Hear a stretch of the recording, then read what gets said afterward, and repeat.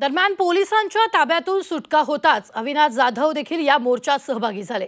मराठी माणसासाठी अशीच एकजूट दाखवूयात अशी प्रतिक्रिया अविनाश जाधव यांनी दिली आहे। हा मोर्चासाठी गृह खातं पोलिसांचा दबाव असल्याचा आरोप अविनाश जाधवांनी केलेला आहे।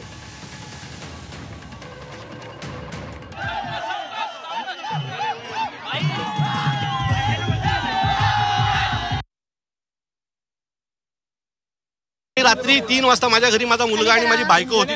मी कुठल्याही वादात पडलो नाही कारण खूप पोलीस होते माझ्या घराखाली, वरती खूप पोलीस होते। मी माझे 2-3 सहकारी बोलवले आणि सकाळी खाली उतरलो।